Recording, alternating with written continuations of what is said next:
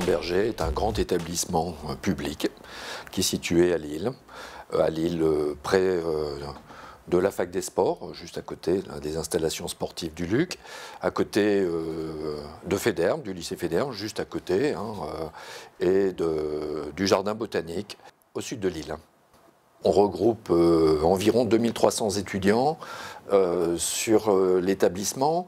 Et c'est un effectif considérable qui est le résultat d'une évolution de la carte des formations de l'établissement en fonction des métiers qui se sont développés sur l'ensemble de la métropole lilloise. Dès sa création, Gaston Berger, il y a 50 ans, a été créé pour répondre aux besoins dans le domaine tertiaire et tertiaire supérieur, c'est-à-dire en post-bac. À partir de là, la métropole lilloise, ces des 50 dernières années, s'est fortement développée sur ces secteurs du commerce, sur les secteurs de la banque, des secteurs de l'assurance, mais aussi de la communication et puis de l'ensemble des activités tertiaires supérieures qui nécessitent des compétences importantes en post-bac, sur des métiers parfois transversaux aussi, de type assistant de manager, assistant de gestion, en communication, ou alors sur des secteurs transversaux de type transport logistique. Donc la métropole lilloise a connu une explosion des effectifs dans ces métiers et Gaston Berger s'est développé en fonction de ses besoins, ce qui fait que Gaston Berger a connu une très forte croissance.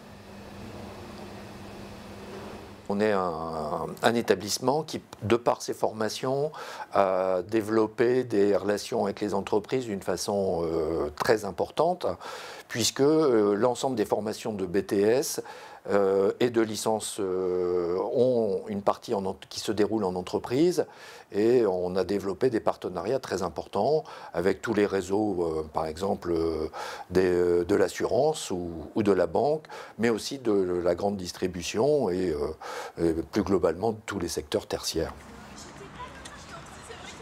Gaston Berger est tout à fait exceptionnel comme établissement parce que sur l'ensemble des formations tertiaires, il offre la possibilité à des jeunes d'intégrer en formation initiale classique, temps plein, ces préparations de diplôme ou de concours, mais aussi de le faire par alternance, à savoir 2 jours en cours, 3 jours en entreprise sur l'ensemble du cursus, avec d'excellents résultats, puisque les entreprises assurent le recrutement avec nous, et donc il y a une très belle adéquation entre le profil de nos candidats à ces formations d'alternance et les besoins des entreprises, ce qui fait que globalement on a les mêmes taux de réussite en alternance qu'en formation initiale classique, ce qui est tout à fait remarquable.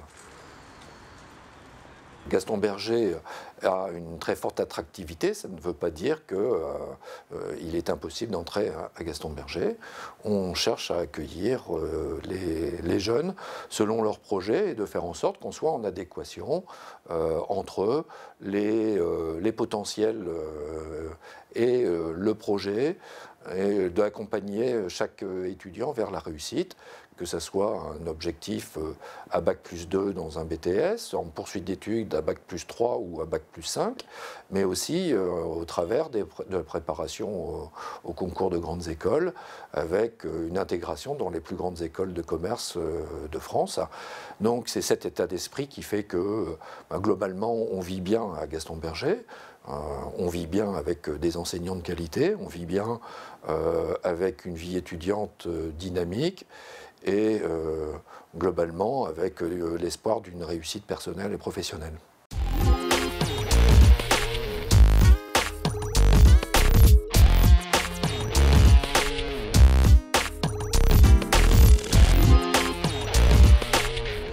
Proposer le plus de villes possible de l'Andalousie, afin que vos clients puissent vraiment voir l'Espagne dans la totalité. Parce qu'il faut savoir que les régions sur la côte et à l'intérieur du pays sont totalement différentes.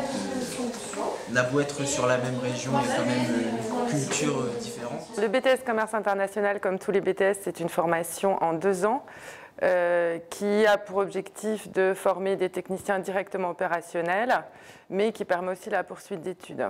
En BTS Commerce International, on forme à 2 types de métiers qui sont des métiers commerciaux, donc comme commercial export, acheteur, ou des métiers plus techniques sur le back-office du commerce international, qui peuvent être par exemple s'occuper des transits internationaux. Donc, il faut savoir qu'au niveau des couleurs, vous avez le choix. Donc il y a l'antique brass, silver brass, et polished brass et la satin brass. Donc les 4 couleurs sont possibles. Donc pour un point de vue, alors on a les couleurs. Quand je suis sortie de mon bac, honnêtement, je ne savais pas trop comment m'orienter, mais j'étais toujours attirée par le commerce. Et j'ai découvert lors des portes ouvertes la formation et je me suis dit qu'une formation dans le commerce à l'international, c'était assez valorisant et important vu l'étendue aujourd'hui de l'international dans les entreprises françaises. Donc du coup, j'ai décidé de choisir Gaston Berger, notamment grâce à leur excellent taux de réussite qui était de 100%. On apprend vraiment beaucoup de choses. Donc l'avantage, c'est qu'on a des matières qui sont assez professionnalisantes et des matières qui le sont un petit peu moins.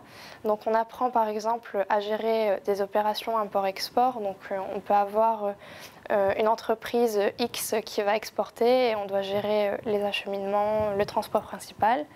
Comme on peut avoir de la culture G, donc apprendre à comprendre les textes, à les synthétiser. Tout ça, en fait, tout est toujours relié pour nous donner le meilleur de nous.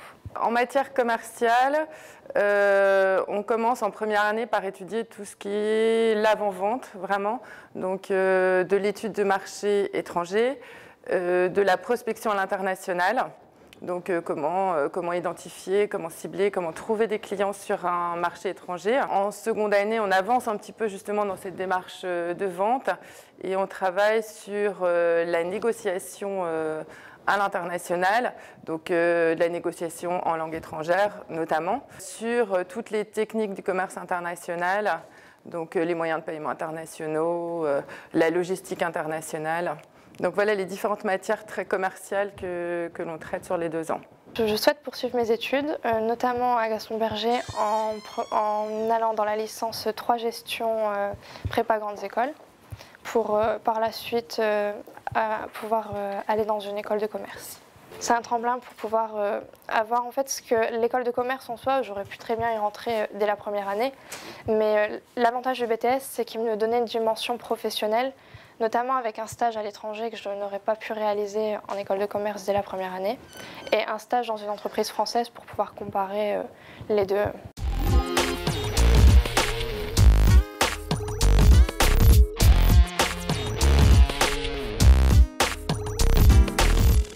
Le Conseil de prud'homme est une juridiction d'exception qui se caractérise par une composition paritaire, puisqu'il siège à la fois des représentants des salariés et des représentants des employeurs, qui sont au nombre de 4.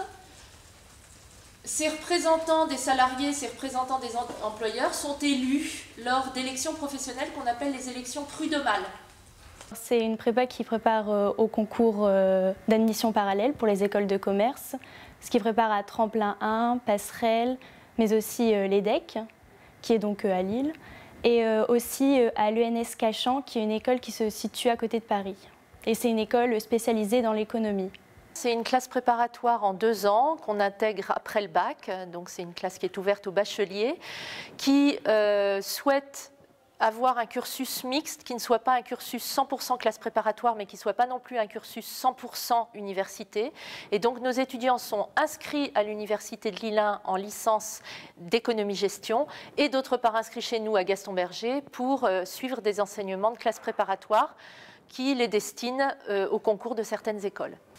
Alors je précise une chose aussi générale, qui est aussi relative à d'autres contrats que le contrat de travail et qui fait partie aussi de la culture générale que vous devez avoir.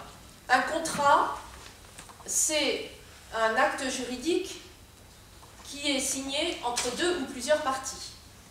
Quand il y a moins de 2 parties, Ça veut dire qu'on est en présence d'un acte juridique qu'on appelle unilatéral. Je vous parlais de ça, par exemple, tout à l'heure, à propos du règlement intérieur, qui est un acte unilatéral. Quand on est en présence d'un contrat, c'est qu'il y a un accord, et donc ça suppose la présence d'au moins 2 parties.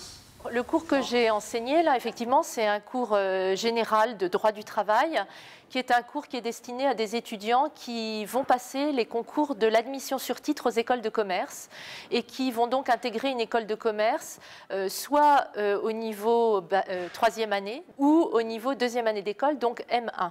Donc, quoi qu'il en soit, quand ils sortiront d'école de commerce, ce sont des étudiants qui entreront en entreprise pour exercer des métiers dans les fonctions du marketing, de la gestion des ressources humaines, de la comptabilité, des finances.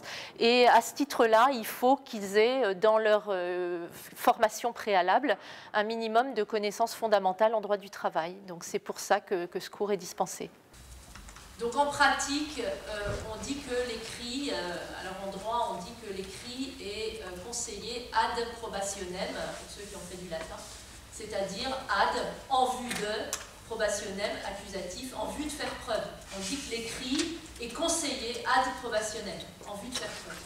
On a aussi des enseignements de culture générale parce que dans les concours de l'admission sur titre, il y a des épreuves qui nécessitent d'avoir des connaissances en culture générale. Par exemple, les épreuves de synthèse des concours tremplin ou des concours passerelles. Les épreuves de synthèse requièrent des connaissances en culture générale. Il s'agit de faire la synthèse d'un certain nombre de documents, une dizaine de documents, et pour pouvoir appréhender les documents, bien les comprendre et être capable de les synthétiser, il faut avoir une culture générale minimum. Ce qui m'a plu avec cette prépa, c'est que déjà, elle prépare aux admissions parallèles. Et moi, c'est ce que je veux, c'est faire une école de commerce. Du coup, j'ai bien aimé le fait que ce soit en prépa et aussi à l'université. On n'apprend pas tant de notions de commerce que ça, mais déjà, si on veut aller là, c'est qu'on s'est déjà renseigné sur le métier ou sur la suite de ce qui se passe en école de commerce. Par exemple, en école de commerce, il y aura beaucoup de projets. Donc, c'est ce qui me plaira plus tard. Mais pour ça, il faut passer par une prépa. Tous les étudiants intègrent une école de commerce par la voie de l'admission sur titre. Donc on peut dire de ce point de vue-là qu'on a 100% de réussite puisque tous nos étudiants intègrent. Après, tous n'intègrent pas la même école et donc plus l'école est sélective et plus il est difficile d'y entrer. Mais on a chaque année des étudiants qui intègrent les meilleures écoles de commerce, les mieux classées dans les classements officiels.